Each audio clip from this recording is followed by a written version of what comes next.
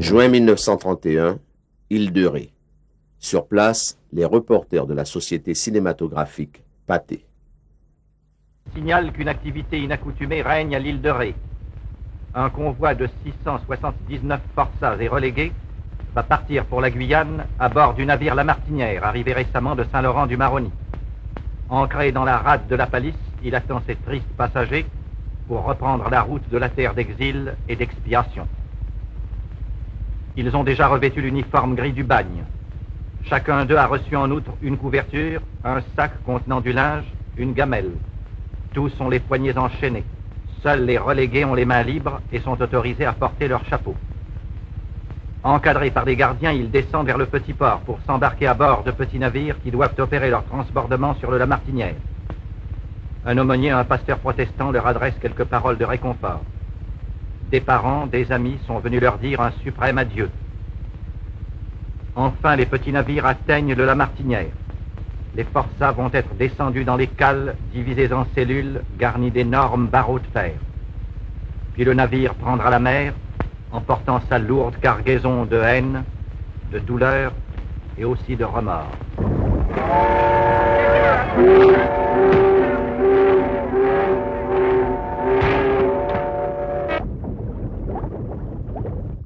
Près d'un mois de traversée pour le La Martinière, avant que les forçats n'aperçoivent les premiers paysages de Guyane, le phare de l'Enfant perdu, les îles du Salut, avant l'arrivée à Saint-Laurent-du-Maroni. Ce bateau arrivait à l'appontement administratif, c'est-à-dire l'appontement qui se trouvait près de la sous-préfecture actuellement. Et évidemment, c'était tout un tralala, puisque les habitants de la commune arrivaient voulant voir cette arrivée de Bagna. J'ai vu la fin, et j'étais un peu plus jeune quand maman nous amenait pour voir la marinière. À ce moment, on avait le quai de l'administration pénitentiaire, non loin de la résidence du sous-préfet, qui était le quai de l'administration. J'étais petit bonhomme de 8 à 10 ans, et je voyais arriver les bagnards, en costume un peu de laine, puisqu'ils sortaient du pays froid, de la métropole, et leurs petits bonnets, leurs galoches, et ils arrivaient avec leurs bardas. Quand ils débarquaient au quai de l'administration, il fallait prendre le pouce-pouce ou aller à pied. On a eu l'occasion d'avoir le trèfle aussi dans ce barrage-là. C'est en 1852 que Louis-Napoléon désignait la colonie de Guyane comme terre du bagne. En près d'un siècle, quelques 90 000 transportés passeront par la Guyane, y compris relégués et déportés. Une population pénale qui a marqué pour des décennies l'histoire de ce pays.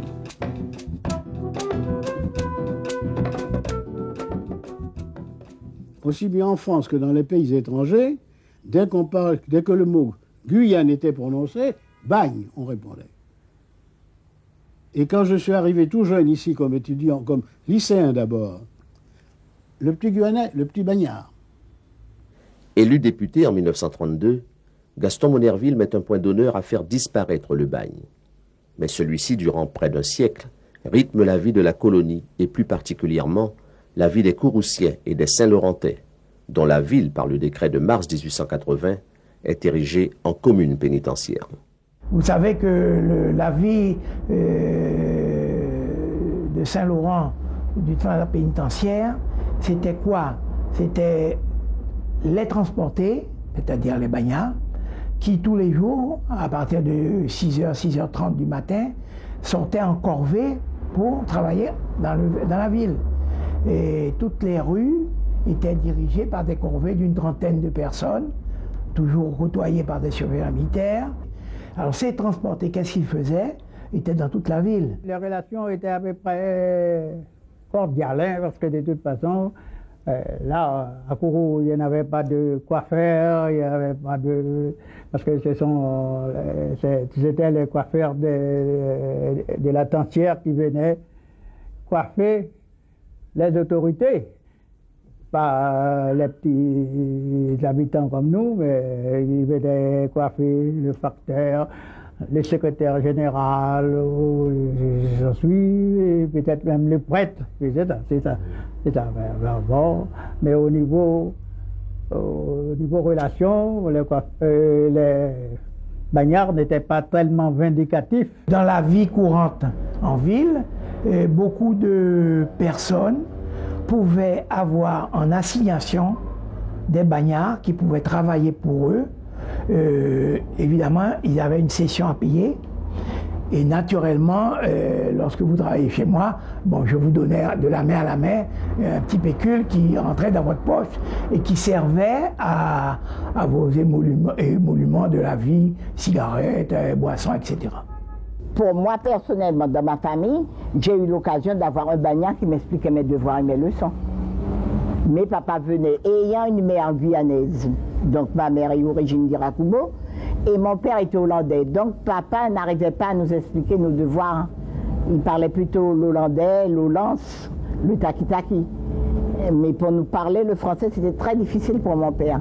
Donc, papa avait un avantage d'aller au camp et de demander un de ses livres. Personnellement, moi j'ai eu beaucoup de contacts avec des bagnards parce que il existait à Saint-Laurent-du-Maroni, un peu plus haut, on appelle Saint-Maurice, une romerie.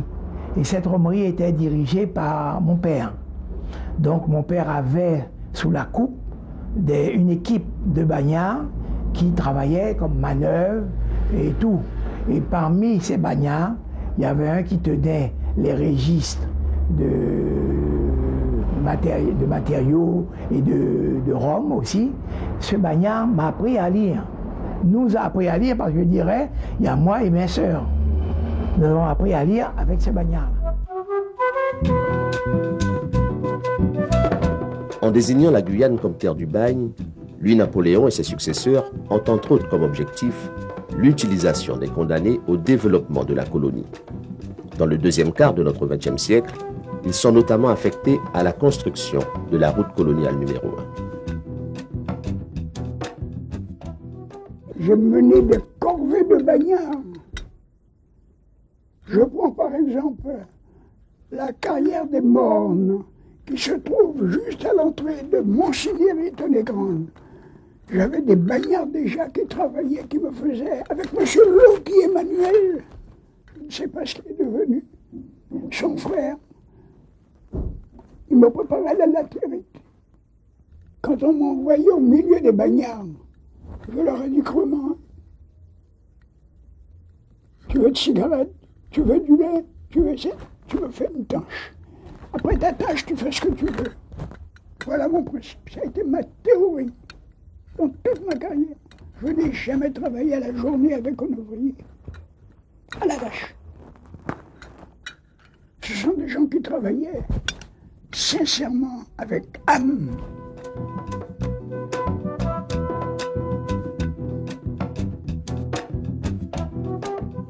Dans son organisation, l'administration pénitentiaire s'efforce de tenir compte des professions des condamnés. Les ouvriers d'art se retrouvent aux ateliers de travaux de Saint-Laurent et Kourou. Les manœuvres sont dirigées vers les camps forestiers où se voient affectés aux corvées insalubres. Aux îles du Salut, plus spécialement à l'île Royale, se trouvent les plus dangereux, mais aussi les anarchistes et les antimilitaristes. Les relégués de la région de Saint-Jean s'adonnent à la culture et à l'élevage, tout comme la population du pénitencier de Kourou. En fait, l'administration pénitentiaire constitue un véritable État dans l'État, ayant sa propre organisation. Au bagne, nous avions, d'ailleurs, il y avait orchestre, il y avait des pièces de théâtre, et il y avait tout, quoi. Il y avait même la prostitution dans les cases, comme dans les rues de Paris. Et l'administration n'a jamais rien fait pour enrayer la pédérastie, au contraire. L'île Royale était un palais avant, c'était une beauté propre, magnifique. Les bâtiments des surveillants, qui sont quand même des beaux bâtiments, les écoles, la chapelle et tout ça. Les conditions de vie évoquées par ces anciens bagnards ne doivent pas faire oublier la dure réalité qui conduit certains à multiplier les tentatives d'évasion. Celle-ci provoque quelques émoi au sein de la population et des habitants qui ont eu à être en contact avec des évadés. Les autres poissons, maman faisait casse là. Eh bien, figurez-vous, il y avait des évadés. On avait entendu dire, parler. Parce qu'il y avait des gendarmes qui étaient passés, dire de faire attention, il y a des évadés. Et puis une fois, nous étions à la maison, c'était jeudi. Quelqu'un vient bien chargé, on voit qu'il avait bien marché. Et puis, c'était l'éclaireur. C'était l'éclaireur des évadés. Il vient et puis il apporte un poignard comme ça, brillant, neuf. Je vous assure, ça pouvait couper, je crois, des deux côtés. Un poignard. Il est venu demander à maman de lui acheter ça ou de lui troquer ça contre de la nourriture. Maman a dit qu'elle n'a rien à faire avec ça. Maman a dit que si vous ne me faites pas manier à mes enfants, je vous donne de la nourriture. Maman a donné tout ce qu'elle avait. Il est parti. Mais dans la nuit, on a entendu des pas camouflés. Personne ne s'est levé. Après, nous avons su qu'on avait tenu plusieurs, mais on n'a pas tout tenu, heureusement. C'est drôle, on était pour les évader. Dans son implantation en Guyane, l'administration pénitentiaire tient le plus possible la ville de Cayenne à l'écart de la vie pénitentiaire. Le nombre de forçats n'y fut jamais élevé. Le pénitencier de Cayenne est en fait un dépôt de condamnés tenu à la disposition des services publics. Mais le nom de la capitale est de fait associé au bagne et aux conditions de vie difficiles de certains camps, regroupant malades, infirmes, tuberculeux et aveugles. Dans la presse locale, et plus particulièrement dans la Voix du peuple de Gaston Monnerville, est dénoncé régulièrement le tort que cause le bagne à la colonie. Dans un article intitulé « Le vrai visage de la Guyane », le député Monnerville écrit notamment « Le bagne est une faillite, et une faillite qui coûte cher. Il faut en envisager la suppression progressive. Il est la mauvaise main-d'œuvre qui chasse la bonne. » J'avais toujours considéré qu'il fallait débarrasser mon pauvre pays de cela, de cette lèpre, de cette sanie, qui non seulement lui portait tort sur place, mais avait complètement annihilé sa réputation. J'ai mis un point d'honneur à faire supprimer ça. Il a fallu du temps. J'ai créé des associations avec des magistrats, notamment le premier président de la Cour de cassation, c'est pas n'importe qui, avec l'armée du salut, à laquelle on ne sera jamais assez reconnaissant. Car l'armée du salut a mis à ma disposition tout de suite Charles Péan, qui avait la même conception que moi de l'évolution du bagne en attendant sa suppression légale, faire travailler les relégués, ceux qui avaient, comment dirais-je, terminé leur peine, et qui étaient dans la rue sans rien, abandonnés, n'ayant même pas de quoi manger. C'est la population qui leur faisait la charité. C'était une honte.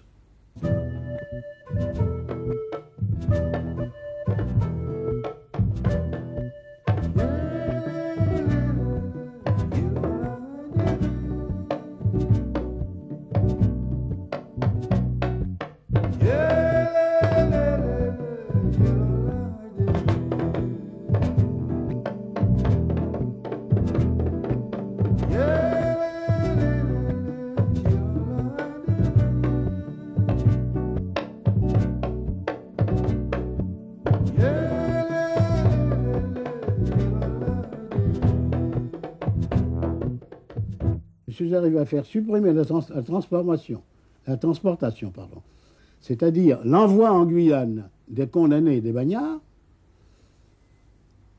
Donc ça arrêtait déjà un flot nouveau de bagnards là-bas. De supprimer la récidive, c'est un problème de droit que je ne vais pas développer, mais qui est bien connu. La transportation pour récidive, la relégation, tout ça, ce sont des éléments du bagne.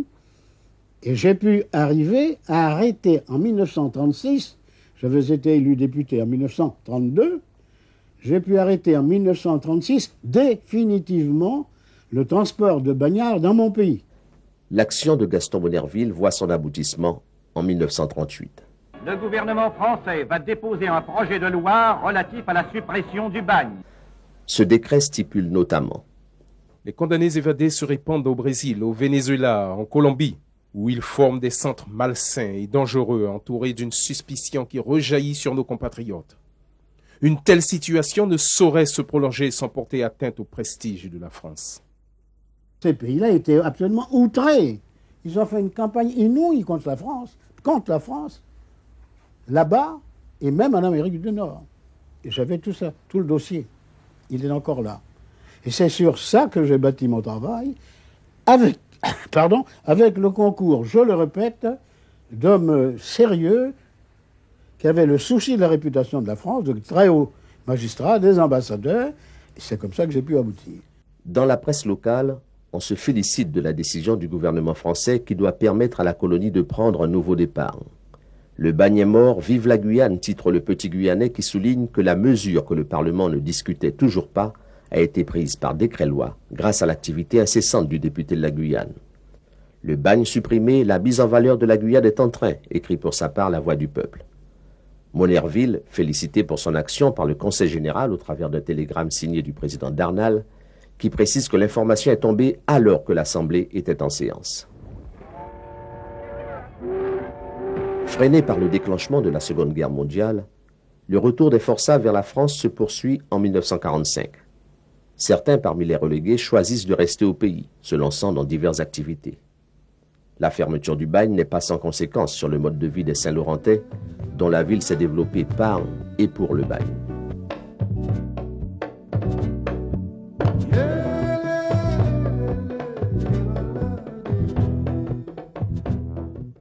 Tout de suite, habitants de Saint-Laurent, nous avons vu la différence.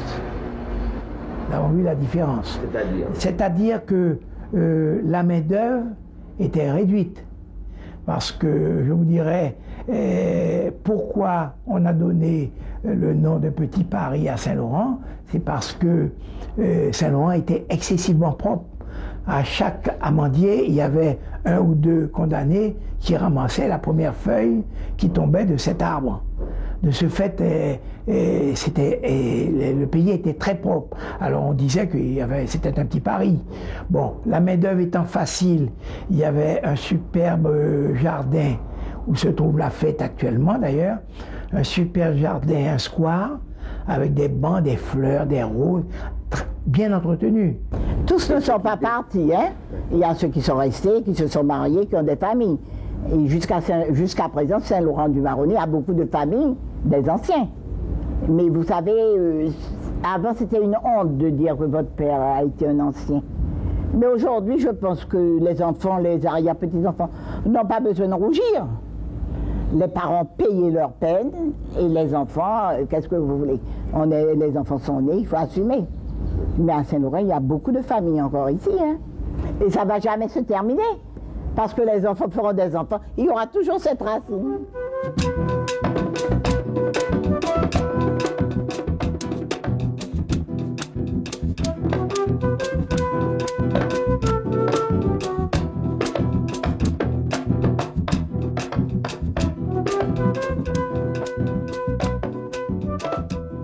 Le bagne aussi a été conçu comme une entreprise de développement de la Guyane, comme une entreprise de peuplement de la Guyane. Cet aspect est souvent minoré. C'est l'échec du bagne en tant qu'expérience pénale que l'on retient surtout et qui a amené sa suppression. Mais le bagne a été une entreprise à l'échelle de la Guyane, une entreprise qui a fait vivre des gens à Kourou, à Cayenne et en particulier à Saint-Laurent pendant près d'un siècle. Et la suppression du bagne n'a pas été sans poser des problèmes économiques, des problèmes d'emploi aux Guyanais, disons à l'ensemble de la Guyane. Hein, et il a fallu là aussi s'adapter. Le bagne a été aussi une affaire qui a donné à la Guyane une image négative et qui a contribué à éloigner de la Guyane bien des décideurs, bien des investissements, bien des immigrants qui auraient voulu s'y installer. Un autre décret-loi suit celui sur la suppression du bagne. Il porte sur l'exploitation aurifère. 100 millions de francs sont alloués au ministère des colonies pour encourager la prospection et intensifier la production du métal précieux. Ce budget doit permettre de relancer une activité par l'aide à certaines sociétés d'exploitation. La France entend ainsi maintenir son rang de 3e pays détenteur de richesses en or grâce à ses colonies notamment, et exploiter un peu plus ses réserves, ce qui est mis en relief dans les reportages de l'époque.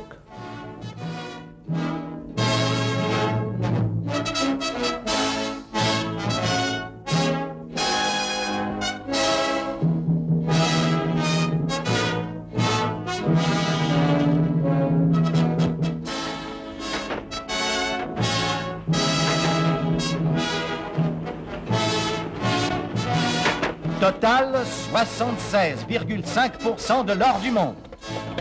Instruments d'échange, signes représentatifs du travail accumulé, de l'épargne, des valeurs réelles, l'or est aussi le symbole de la puissance d'un pays. Intensifier la production de l'or, c'est donc travailler à la prospérité de la France et à son prestige dans le monde. La colonie, durant le deuxième conflit mondial, s'appuiera entre autres sur cette richesse pour son ravitaillement. Les autorités administratives ont eu à prendre des dispositions pour que la circulation de l'or soit contrôlée, la vente aussi.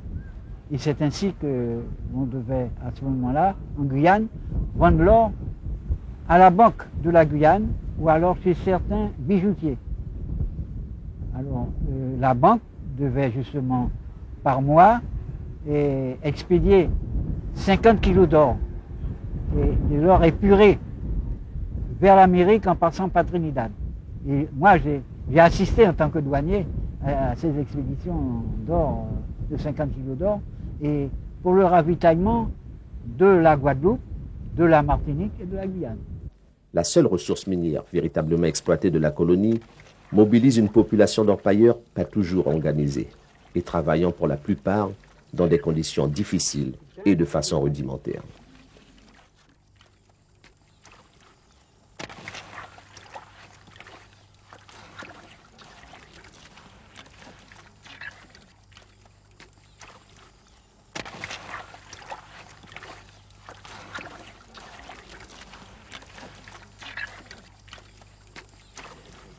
Les vieux mouraient, vous savez, âgés, à 100 ans, mouraient.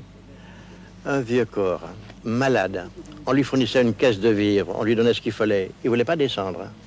On allait à l'hôpital. Il était persuadé qu'on lui donnerait un bouillon d'2 heures, vous voyez, un bouillon. Maintenant, les gens ont vécu. J'ai enterré des gens, mais pas beaucoup. Hein.